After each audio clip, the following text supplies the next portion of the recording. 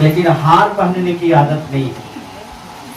माला है इसलिए स्वीकार किया और तहे दिल से धन्यवाद देते हैं कि कम से कम इस पुष्प की सुगंध जो है वो हमारे सिर से लेकर के पांव तक आती है और दिल में एक परिवर्तन की लहर को भी खेलती है।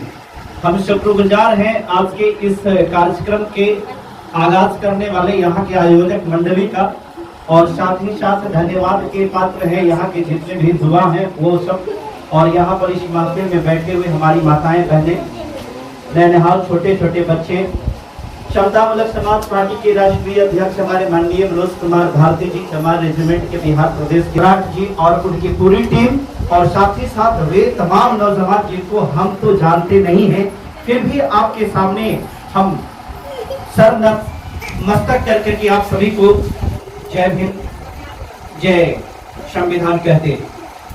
दोस्तों, आज का ये जो कीमती समय है और इस समय में हमें कुछ बात रखने का जो मौका मिला है, मैं चाहूंगा कि आप सभी को ज्यादा देर नहीं, 2 मिनट से 3 मिनट आप हमारी बातों को काम करना होगा, जिससे जीवन बदलेगा, आपका आचार विचार और आपका समाज बदलेगा, आपका रहन सहन का तौर तरीका बदलेगा, आपके बच्चों की पढ़ाई लिखाई और आपकी उन्नति कैसे होगी, इन तमाम प्रकार की बातों को बताने के लिए आते हैं। और ये तो वो लोग आते हैं जो आपको बीच में आते, सुनिएगा गौर से, अगर नहीं सुनिए घर का, वो लोग आते हैं जो 5 साल के बाद एक ही बार आते हैं, समझ रहे हैं? 5 साल के बाद उनको सीजनली मेढक बोलते हैं।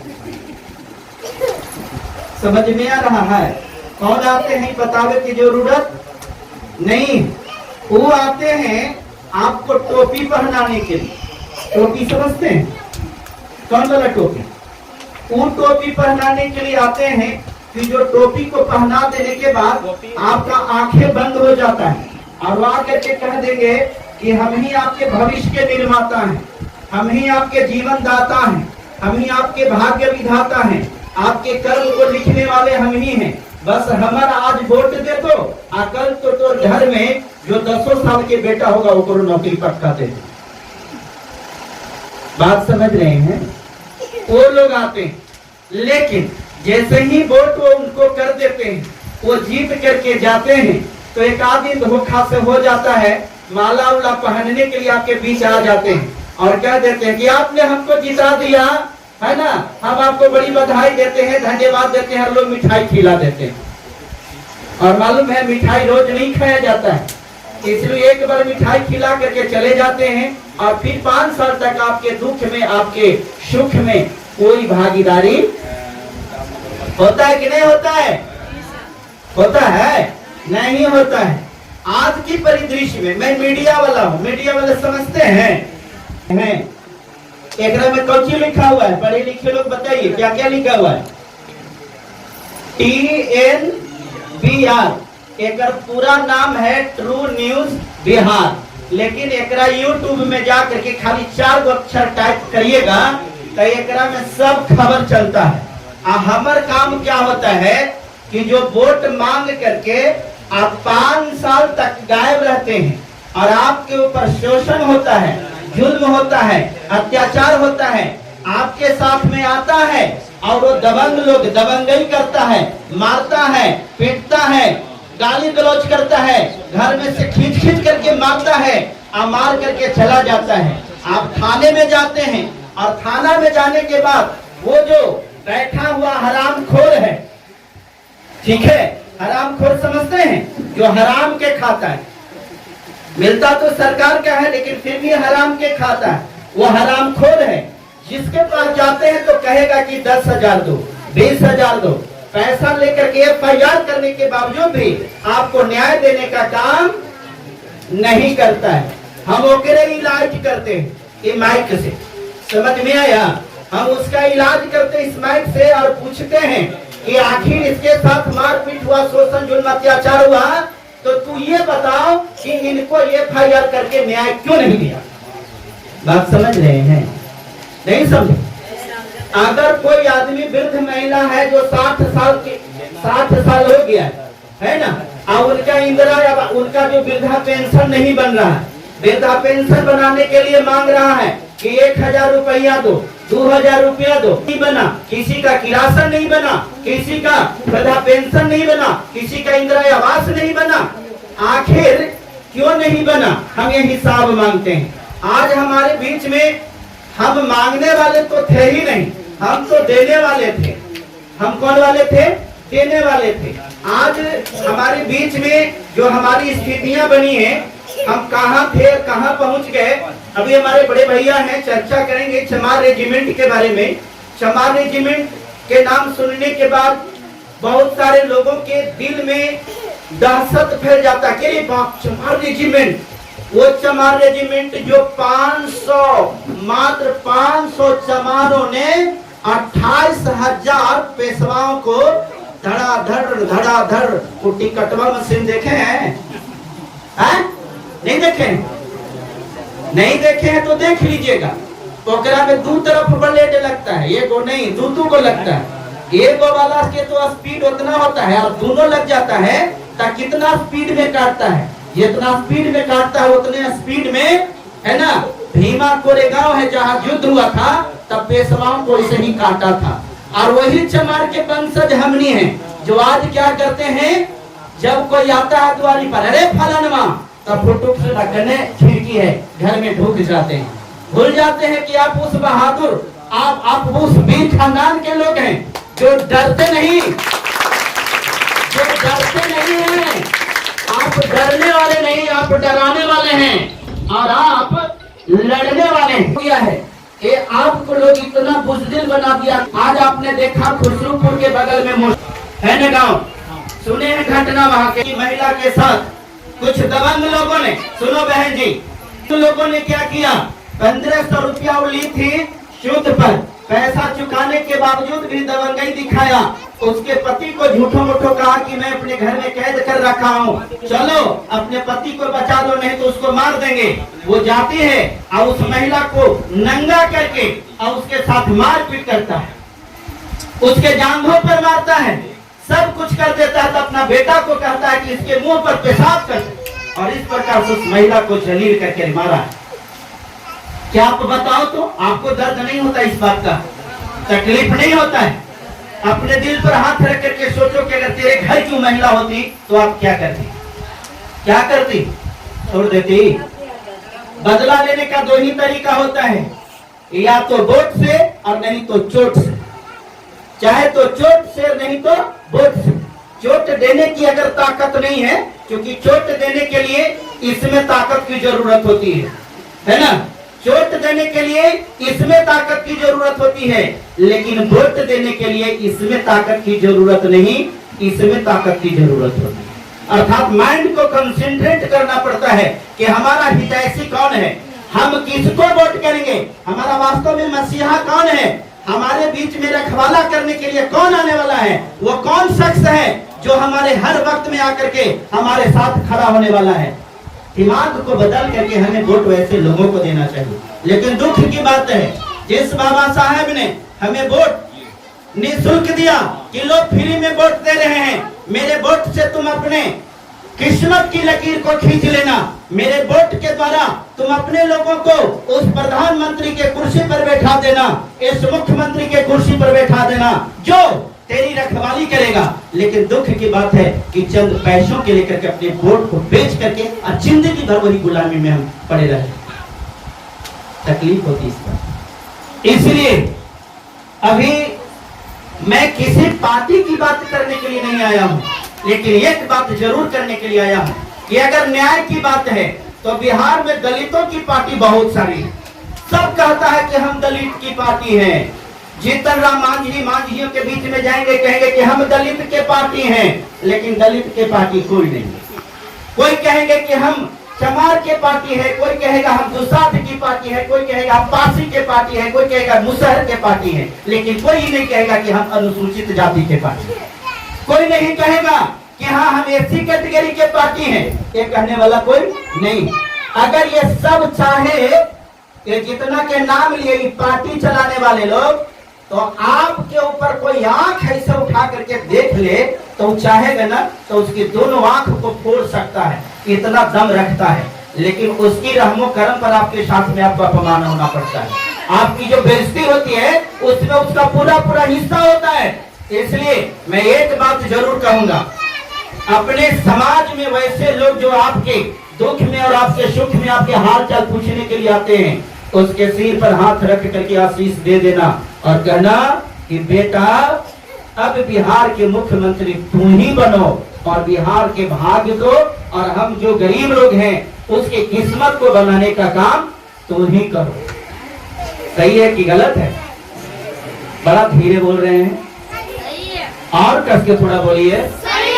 कहा चाची आप कुछ नहीं बोल रहे हैं, तबा देवे के समय खाली बोलते हैं। हाँ हम मांगबे तो यही तो दिक्कत है, जे मांगता है ओकरे वोट दे देते हैं।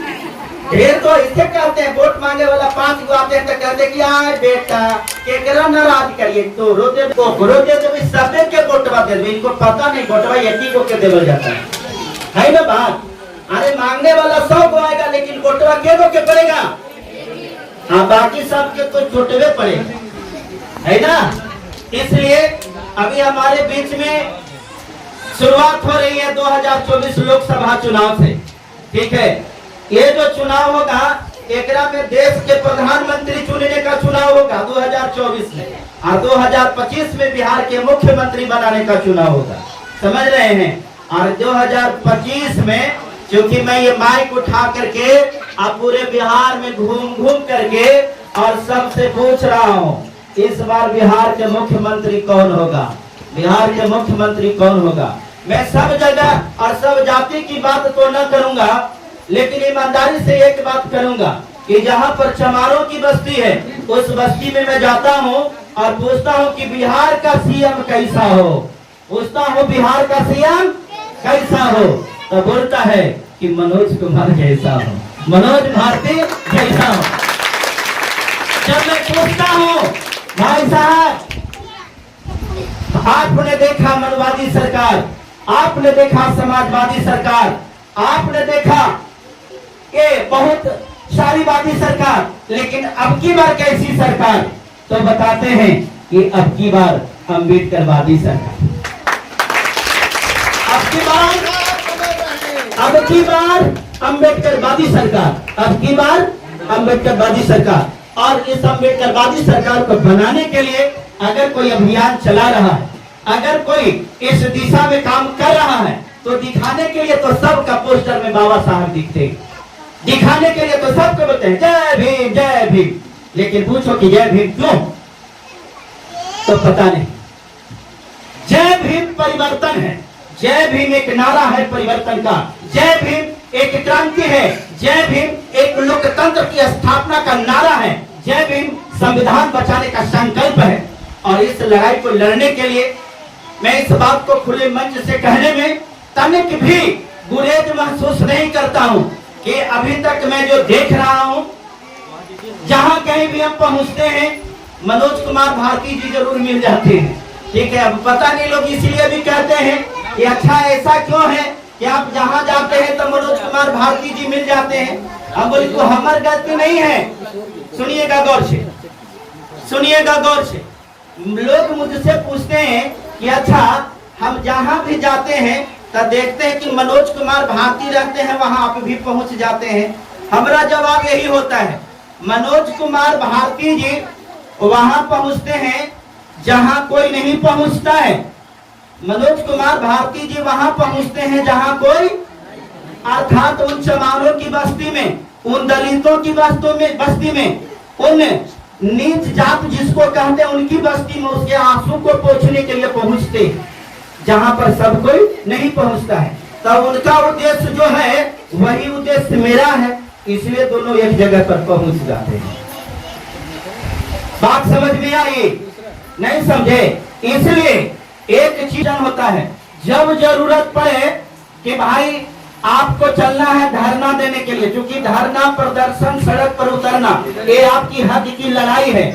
और जब आप करते थे ना इनकलाब जिंदाबाद जिंदाबाद, नहीं करते थे जी, याद है ना, झंडा ऐसे ले लेते थे, अब आगे आगे दो नेताजी चलते थे, कहते थे कि इनकलाब, तो पीछे से बोलते थे इनकलाब, पीछे से इनकलाब, जोर से बोलिए, इनकलाब, इनकलाब, मनोज भारती, हम नहीं बोल रहे हैं, कोई में जिंदाबाद कर देते थे।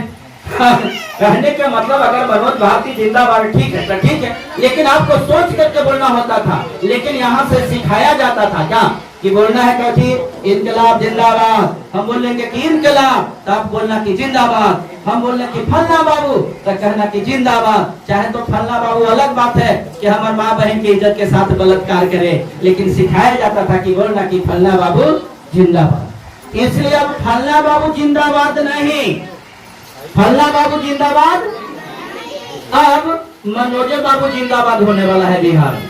आप लोग क्या चाहते हैं? कौची ठीक है, ठीक है, कौची ठीक है, मुख्यमंत्री बने लगे, ठीक है। हाँ मनोज बाबू ठीक है, बहुत अच्छी बात है। तो बताने के लिए आए हैं कि मैं जहाँ जहाँ जा रहा हूँ बिहार में परिवर्तन यही दिख रहा है। बिहार में साफ साफ दिख रहा है कि अब बिहार में गड़बड़ होने वाला है।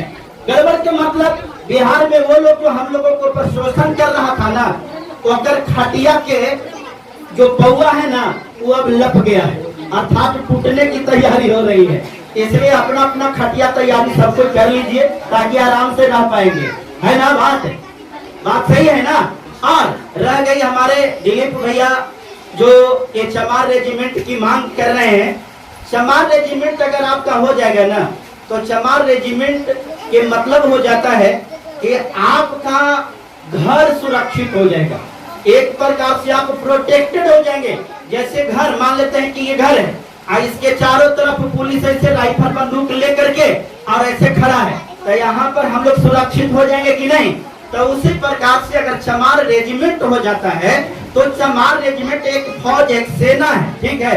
उसी प्रकार से अपनी सेना हो जाएगी, तो हमारे लोग जो भी भर्ती होंगे तो चमार रेजिमेंट में जाएंगे, है ना? वो चमार रेजिमेंट में जाएंगे और इससे ज्यादा बहालियां भी होगी, तो अपने बाल बच्चों को नौकरियां भी ज्यादा लगेंगी, है ना? आवाज तो ऐसा है ना कि आपका बाल बच्चा पढ़ करके तेज हो जाएगा, ठीक है? आपका बाल बच्चा पढ़ के तेज हो जाएगा। इंटरव्यू में जा करके इंटरव्यूअर पूछेगा क्या नाम है, तो फलना कुमार, बाप का नाम तो फलना दास। लो, अब जैसी बोला फलना दास, तो वो कर दिमाग में जैसे लगेगा कि 440 वोल्ट का झटका मारेगा, अस्सी मिला जाएगा, कहेगा कि रही तो इंटरव्यू तक आ गया, अब एक हटावे कैसे? जाति के नाम के आपके बच्चा को हटा देगा, ठीक है। अब देना है 15 नंबर तक, 14 नंबर तक दे देगा, लेकिन 1 नंबर से काट करके आपके बेटा को घरे भगा देगा। आपका बेटा आ जाएगा डिप्रेशन में, उसको लगेगा कि 10 साल तक मैंने 10 साल तक तैयारी किया और इस तैयारी के बावजूद भी वो बेईमान जो कुर्सी पर बैठा है हमें नौकरी से वंचित रखा। आपका बच्चा डिप्रेशन में आकर के आत्महत्या कर लेता है, आपका बेटा का हत्यारा पदाधिकारी बनता है। इसलिए मेरे प्रिय भाई बहनों, आप लोगों से मैं निवेदन करूंगा कि जब आपका चमार रेजिमेंट हो जाएगा तो आपके चमार रेजिमेंट को होने के बाद क्या होगा कि आपके बाल बच्चों को नौकरी मिलेगी, अपनी रेजिमेंट में मिलेगी, और साथ ही साथ जो चमार रेजिमेंट की लड़ाई लड़ रहे हैं आपके प्रत्येक दुख में सुख में, आपके घर आपके बाहर हर जगह आपके समर्थन में आपके साथ में खड़े रहेंगे। और मुझे लगता है कि आप लोगों को भूख लग गई होगी। आदत है ना ये माइक, चूंकि हमने सबके बोले की आदत है, तो बोलते बोलते बड़ी टाइम लग जाता, पता नहीं चलता कि कितना बोल दिए। हो सकता है बोलने के दौरान कुछ हम गलती बोल दिए होंगे, तो हम आप ही का बेटा और भाई के जैसन है, आप हमको क्षमा कर दीजिएगा, ठीक है। और यहाँ जब कभी भी हम लोग आए तो कुछो करिएगा चाहे नहीं करिएगा, खाना खिलाइएगा, नाश्ता ना दीजिएगा, कोई बात नहीं, लेकिन जैसे आकर के बैठल है ना वैसे ही सबको आकर के फिरो बैठिएगा। बहुत बहुत धन्यवाद। जय भीम, जय भारत।